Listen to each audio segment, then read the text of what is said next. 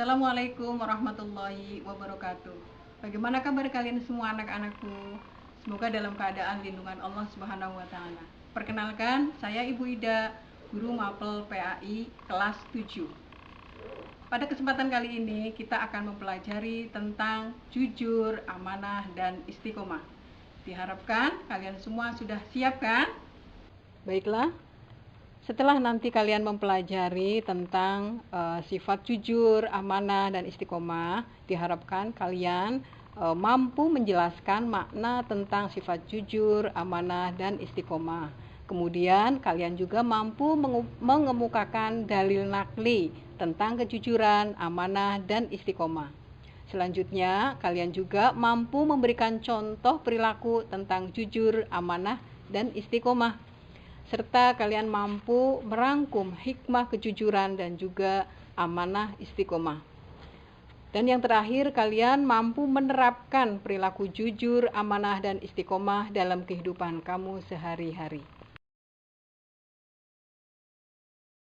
Anak-anakku sekalian, sekarang perhatikanlah video berikut ini.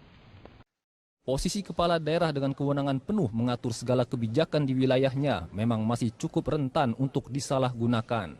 Hingga saat ini telah belasan kepala daerah setingkat gubernur yang tersangkut kasus penyalahgunaan wewenang yang berujung suap dan korupsi. Misalkan dalam 3 tahun terakhir ini saja, yakni dalam rentang tahun 2014 hingga 2016. Setelah kalian perhatikan video yang tadi, berarti di situ contoh pejabat yang tidak amanah. Selain itu, berarti di situ terjadi krisis kejujuran. Baiklah, untuk lebih jelasnya, sekarang kalian perhatikan tentang apa itu pengertian jujur, amanah, dan istiqomah. Sudah siap semuanya? Baiklah, yang pertama adalah sifat jujur. Sifat jujur itu apa? Sifat jujur itu adalah kesesuaian sikap antara perkataan dan perbuatan yang sebenarnya. Jadi, apa yang kita ucapkan itu adalah yang sesungguhnya dan apa yang kita lakukan itu yang sebenarnya. Sekarang, kalian harus tahu dulu dalil yang menerangkan tentang sifat jujur atau yang melandasi tentang kita diperintahkan untuk jujur, yaitu ada pada Quran surat Al-Baqarah ayat 42. A'udzu billahi minasyaitonir rajim. Bismillahirrahmanirrahim. Wala talbisul haqqo bil batili wa taktumul haqqo wa antum ta'lamun. Shadaqallahul azim. Artinya, dan janganlah kamu campur adukan kebenaran dengan kebatilan, dan janganlah kamu sembunyikan kebenaran sedangkan kamu mengetahuinya. Sekarang bagaimana kita berperilaku jujur dalam kehidupan kita sehari-hari? Antara lain, satu, kita tidak mencontek ketika ujian. Kalian berusaha sendiri, semampunya sendiri untuk mengerjakan soal, walaupun ketika itu tidak ada guru yang mengawasi. Yang kedua, misalkan ketika menjadi saksi, maka berkatalah yang sebenarnya dengan yang sejujur-jujurnya. Kemudian yang ketiga, misalkan kita mau disuap atau menerima suap dari orang lain, maka sebaiknya kita tidak melakukan hal tersebut. Setelah kalian memperhatikan seluruh dari pengertian jujur, maka diharapkan kalian bisa mengetahui tentang hikmah ataupun manfaat daripada perilaku jujur tersebut. Yang pertama adalah kalian akan mudah mendapatkan kepercayaan dari orang lain karena dengan sifat jujurnya tersebut. Kemudian yang kedua, kalian akan mendapatkan banyak teman karena sifat jujurnya juga. Yang ketiga, kamu juga akan mendapatkan ketentraman jiwa, ketentraman hidup karena kamu selalu berperilaku jujur. Baiklah, berikutnya adalah sifat amanah. Apa artinya amanah? Amanah itu artinya terpercaya atau dapat dipercaya. Amanah juga berarti pesan yang dititipkan dapat disampaikan kepada orang yang berhak. Amanah ada 3 macam, yaitu Satu, amanah terhadap Allah Subhanahu wa taala. Yang kedua, amanah terhadap sesama manusia. Yang ketiga yaitu amanah terhadap diri sendiri. Baiklah, sekarang kita masuk pada dalil tentang amanah, yaitu yang mendasari kita untuk berbuat amanah. A'udzu billahi minasyaitonir rajim. Bismillahirrahmanirrahim. Ya ayyuhalladzina amanu la tahunullah wa rasulahu wa tahunu amanatikum wa antum ta'lamun. Artinya, wahai orang-orang yang beriman, janganlah kalian mengkhianati Allah dan Rasul-Nya, yaitu Muhammad SAW, dan juga janganlah kalian mengkhianati amanat-amanat yang dipercayakan kepadamu, sedang kamu mengetahuinya. Quran Surat Al-Anfal ayat 27. Anak-anakku sekalian, sekarang bagaimana perilaku amanah dalam kehidupan sehari-hari dapat kita wujudkan melalui berbagai kegiatan. Misalkan, ketika kita dititipi barang harus dijaga sebaik mungkin. Kemudian misalkan kita meminjam barang dan kita harus menjaganya dan mengembalikan seperti keadaan semula.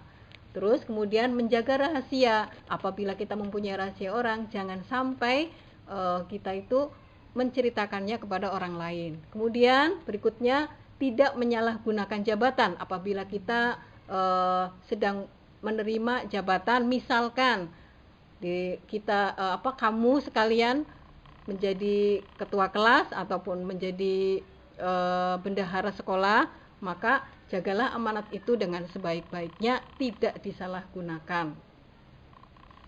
Anak-anakku sekalian, sekarang kita masuk pada hikmah amanah. Hikmah amanah yang pertama antara lain adalah dipercaya orang lain, karena ini merupakan modal yang sangat berharga dalam menjalin hubungan atau interaksi antar sesama manusia. Kemudian berikutnya yaitu mendapatkan simpati dari semua pihak, baik kawan maupun lawan, karena keamanahannya tersebut. Kemudian berikutnya, hidupnya akan sukses dan akan dimudahkan oleh Allah Subhanahu wa taala. Anak-anakku sekalian, sekarang kita masuk pada sifat yang ketiga, yaitu istiqomah. Apa itu istiqomah? Istiqomah berarti sikap kukuh pada pendirian dan konsekuen dalam tindakan. Dalam makna yang lebih luas, istiqomah itu adalah sikap teguh dalam melakukan suatu kebaikan, membela dan mempertahankan keimanan dan keislaman, walaupun menghadapi berbagai macam tantangan dan juga godaan. Anak-anakku sekalian, sekarang kita belajar dalil yang menerangkan tentang istiqomah, yang menjadi dasar kita diperintahkan untuk bersikap istiqomah, yaitu ada pada surat Al-A'qaf ayat 13. A'udzu billahi minasyaitonir rajim. Bismillahirrahmanirrahim. Innal ladzina qalu rabbunallahu tsumma istaqamu fala khaufun 'alaihim wala hum yahzanun. Artinya, sesungguhnya orang-orang yang berkata Tuhan kami adalah Allah, kemudian mereka tetap istiqomah, tidak ada rasa khawatir pada mereka dan mereka tidak pula bersedih hati. Sekarang bagaimana caranya kalau sifat istiqomah itu diwujudkan dalam perilaku kita sehari-hari? Bisa saja yang pertama, kita selalu menjalankan perintah Allah Subhanahu wa taala dan menjauhi larangannya dalam keadaan apapun dimanapun kita berada. Kemudian berikutnya, kita melaksanakan sholat tepat pada waktunya, tidak mengulur-ngulur waktu. Kemudian berikutnya, belajar dengan tekun dan ulet terus-menerus walaupun tidak dalam keadaan ujian. Berikutnya, selalu mentaati peraturan baik yang ada di rumah, di sekolah maupun di masyarakat. Terus, sifat istiqomah juga bisa selalu menjalankan kewajibannya dengan rasa senang, nyaman, tidak merasa dipaksa ataupun merasa dibebani. Baiklah anak-anak, sekarang kita masuk pada hikmah berperilaku istiqomah. Yang pertama, orang yang istiqomah itu akan dijauhkan oleh Allah dari rasa takut dan rasa sedih. Kemudian, orang yang istiqomah juga akan mendapatkan kesuksesan dalam hidupnya di dunia karena ia selalu tekun dan ulet. Dan berikutnya, hikmah berperilaku istiqomah adalah orang yang istiqomah itu akan selalu sabar serta mendirikan sholatnya. Baiklah anak-anak, pelajaran tentang akhlakul karimah yaitu jujur, amanah, dan istiqomah sudah selesai dan diharapkan kalian sudah mampu memahami dan bisa menerapkan dalam kehidupan sehari-hari. Baiklah, marilah kita tutup pelajaran ini bersama-sama dengan bacaan hamdalah. Alhamdulillahirrabbilalamin. Terima kasih, tetap semangat. Wassalamualaikum warahmatullahi wabarakatuh.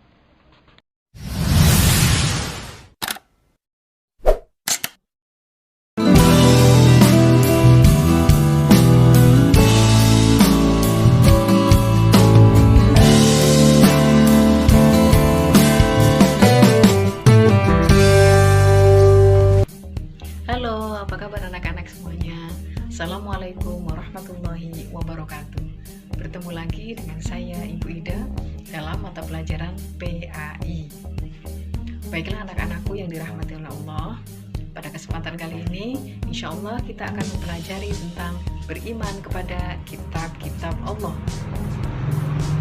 Ada berapa? Diturun siapa? Dan apa saja isinya? Mari kita bahas bersama-sama. Manusia, kenapa manusia membutuhkan kitab? Karena manusia itu adalah makhluk ciptaan Allah yang dibekali dengan akal dan juga hawa nafsu, sehingga membutuhkan pedoman yang dijadikan pedoman hidup untuk kehidupan sehari-hari, sehingga dia bisa membedakan mana yang baik dan mana yang buruk, mana yang boleh dilakukan dan mana yang tidak boleh dilakukan, mana yang halal dan mana yang haram, sehingga dia akan selamat baik di dunia maupun di akhirat. Anak-anakku yang dirahmati oleh Allah Subhanahu wa Ta'ala, wahyu Allah atau wahyu-wahyu Allah yang diturunkan kepada para rasul dibedakan menjadi dua macam. Yang pertama adalah suhuf dan yang kedua adalah kitab. Yang namanya suhuf jelas lebih sederhana, lebih ringkas dan masih berbentuk lembaran-lembaran. Sedangkan kalau kitab lebih tebal, lebih banyak dan lebih lengkap dibandingkan dengan suhuf. Kitab-kitab Allah yang wajib kita ketahui ada 4 macam. Yang pertama adalah kitab Taurat, yang kedua adalah kitab Zabur, yang ketiga adalah kitab Injil, dan yang terakhir adalah kitab Al-Quran.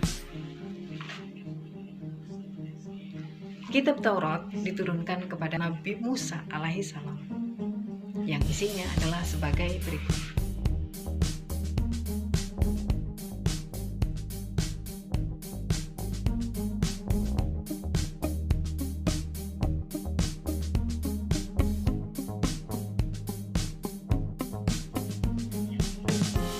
Yang kedua adalah kitab Zabur, diturunkan kepada Nabi Daud alaihissalam, yang isinya antara lain adalah sebagai berikut.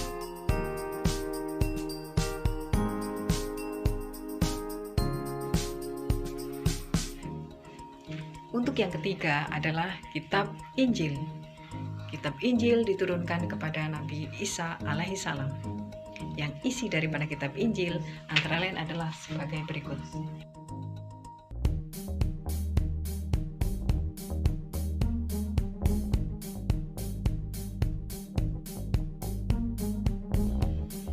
Kemudian yang terakhir, yang keempat anak-anakku sekalian yang dirahmati oleh Allah, yaitu kitab suci Al-Quran. Kitab Al-Quran adalah kitab yang sangat lengkap, kitab yang komprehensif, kitab yang melengkapi daripada kitab-kitab sebelumnya. Kitab Al-Quran diturunkan kepada Nabi Muhammad Sallallahu Alaihi Wasallam. Dan isi daripada kitab Al-Quran adalah sebagai berikut.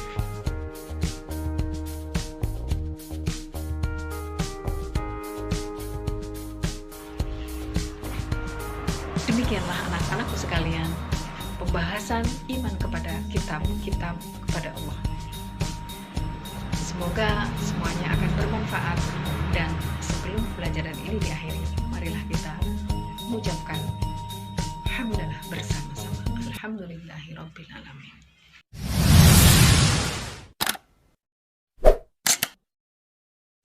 Assalamualaikum warahmatullahi wabarakatuh. Ahlan wa sahlan. Bertemu kembali dengan channel pembelajaran PAI dengan Ibu Rohidah SAG. Setelah di bab 1 kita membahas tentang beriman kepada kitab-kitab Allah, pada bab 2 kita akan melanjutkan materi tentang bahaya minuman keras, perjudian, dan pertengkaran, yang merupakan materi kelas 8 semester 1. Adapun kompetensi dasar pada pembelajaran kali ini adalah 1. Memahami bahaya mengkonsumsi minuman keras, perjudian, dan pertengkaran. 2. Memahami dampak negatif dari mengkonsumsi minuman keras, perjudian, dan pertengkaran. Anak-anakku sekalian, sekarang silahkan kalian memperhatikan peta konsep tentang dalil larangan mengkonsumsi minuman keras, perjudian, dan pertengkaran, yaitu ada pada surat Al-Maidah ayat 90 dan 91, serta beberapa hadis yang relevan. Silahkan kalian baca dan hafalkan.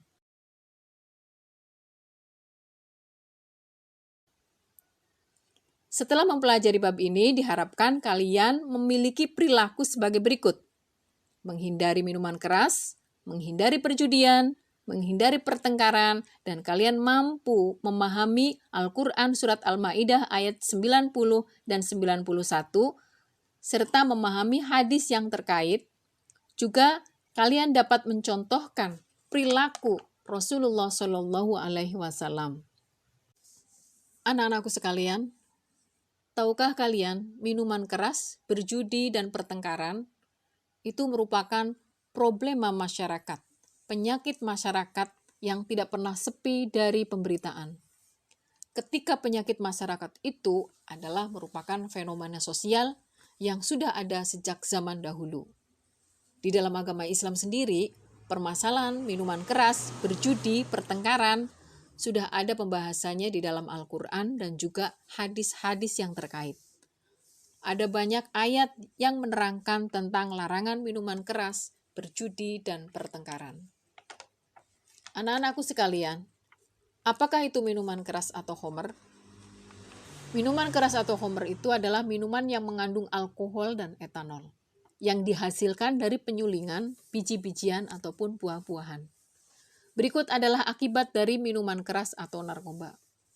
Malas makan, hidupnya jorok, sering sakit kepala, jantung berdebar, hilang kepercayaan diri, cenderung menyakiti diri sendiri, dan bisa membuat dirinya untuk bunuh diri.